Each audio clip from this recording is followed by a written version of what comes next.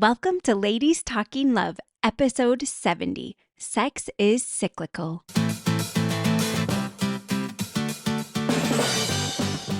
It's Ladies Talking Love, a community of women uncovering more joy and fulfillment in sex as we learn from experts and amazing women like you. Together, let's create a world where women's sexuality is celebrated and understood, beginning with our own. I'm your host, Ariel Finlinson. Let's talk love. Today, I want to talk with you for just a minute about how powerful it can be to make sex something that's cyclical, something that happens on a regular basis. But before jumping in, I just wanted to let you know that with summer coming in full swing and all my kids being home, we are going to take a little break from the podcast just until the beginning of August. So mark it on your calendars, make sure, and look back at the beginning of August. We will be back with a great lineup episodes for you. But in the meantime, I would love to ask a favor of you. If you could take a moment to leave a review and rate the podcast, that would be so helpful. The more reviews, especially written reviews, it's so helpful for people to find the podcast, to know what we're all about, and to know our mission that we are working hard to make sex a great experience for men and women in their marriages, and especially to empower women to speak up, to know that sex can be a great part of their relationship and be empowering for them. So in the break, please, when you're using the bathroom or have a minute in between picking up kids or dropping them off for things, hop on to where you listen to podcasts and rate the podcast and leave a review. And I will be so grateful. But without further ado, let's talk love.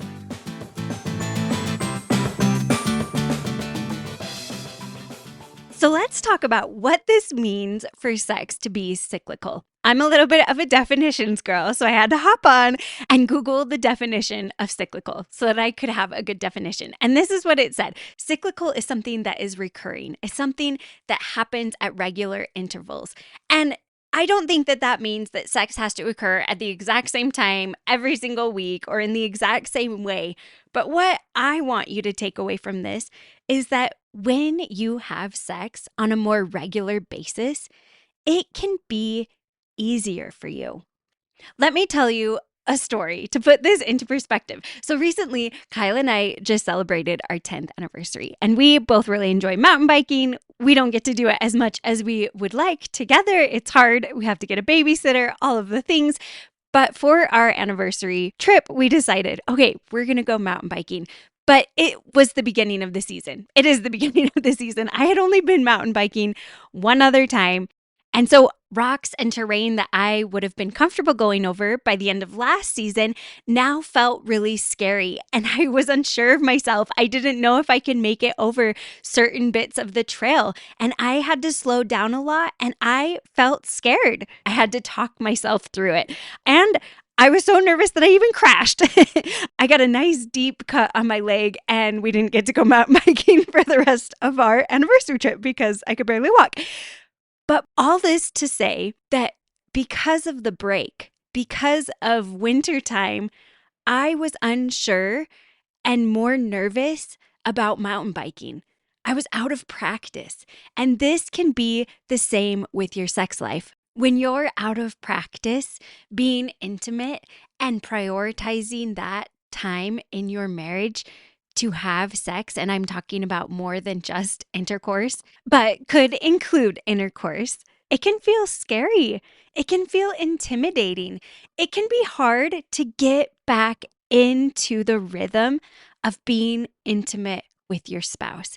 Even more than just sex, this can go along with touching each other outside of the bedroom, talking about things, connecting. I know for me, maybe you are different, but if I haven't connected with Kyle on a regular basis, sometimes it feels so hard to jump over that barrier of disconnection and take a stab at a question to open up a conversation, or give him a longer hug, or connect intimately when we haven't been connecting as regularly. And then taking it to the bedroom, if we haven't been connecting sexually as much, I can feel really nervous and it can be hard to feel comfortable and to get back into that rhythm. Now, there are always going to be times where breaks happen and where we get out of the rhythm of being sexual with each other on a regular basis. But I want you to recognize that getting back into the rhythm might feel kind of clunky. Kind of like when I got back on my mountain bike and I crashed and I felt nervous and I had to slow down. Be okay to take the time to slow down, to explore again and say, hey, what do I like? Has it changed? How am I feeling? And even when you're in the rhythm of being sexual, I want you to still be thinking about that. Have I changed what I like? Keep the conversation open, but I think it can be easier sometimes to keep the exploring open on a more regular basis. And now I'm going to contradict myself because, on the other hand, sometimes if we just get into a pattern of doing the same thing every time just because we want to fulfill our husband or we feel like it's our duty and we're just doing it out of the act of doing it versus out of deeper connection and staying connected as a couple and finding joy and fulfillment as a couple, it can also be hard to keep that exploring going. But I want you to find a balance between both of them. I want you to be able to regularly connect sexually, but also keep the conversation open so that you can be regularly exploring and practicing and getting better and connecting on a deeper level consistently. Because when you are in the practice of being sexual together, you are going to be able to have the freedom and comfort to explore new things and get out of your comfort level and push things to have that deeper connection that you want. But if you're starting back at the beginning, like I did with mountain biking, the beginning of the season, I kind of had to go back. I had to relearn things that I had forgotten and things that I had gotten comfortable with. Things that I knew my body and my bike could do now felt uncomfortable and scary. And I don't want you to feel bad if you're like, but Ariel, I'm out of the practice. That's okay. Start where you're at. We are all going to have those times where we have to go back and kind of go back to the drawing board and be like, okay, this isn't working anymore. What do we need to fix? How do we need to change this so it's fulfilling again, or so we can keep it a pattern that we're connecting consistently? But I just want you to think about it. I want you to think about how you can make sex a consistent part of your relationship so that it can be a consistent way that you connect with your spouse, so that it doesn't feel as clunky. It doesn't feel as scary to initiate or to go deeper and try something new or to connect on a deeper level than you have in the past. And now the question you're probably thinking of is, well, how often are we supposed to have sex? I'm not going to tell you because it's very personal, but I will give you a little bit of what some of the research says. Research shows us that having a good sex life is a really important part of feeling relationship satisfaction. And so if you are not having a good sex life, if you are not being sexual, the chances are that your relationship satisfaction is going to go down. Couples who have sex on average about once per week seem to have a really high level of relationship satisfaction. Couples who have more sex than once per week, the relationship satisfaction doesn't really change. And couples who have sex really often, their relationship satisfaction started to actually decrease. And so the research shows about once a week, but this is so personal. Talk with your spouse. Ask them, how often would you like to have sex? And then you get to think about it. How often would you like to have sex? And come together and decide on how often you might try, whether that's once a week or once every other week or twice a week or starting at once a month. Wherever you're at, I just want you to start and see how things go. Try it out. Do an experiment. See what works. See what feels good, and find a cyclical pattern of about how often helps you stay connected. And of course, if you're in a place where sex is still really hard and you're not enjoying sex at all, maybe this isn't the episode to start with. Maybe go back and start working through some of these other things. Because sex can be hard for so many reasons. You might be feeling completely disconnected to your spouse. You might be feeling that sex is more about him and you've gotten in a pattern where you don't feel prioritized. And that can almost make it feel like you're being used for someone else's pleasure. And that is miserable.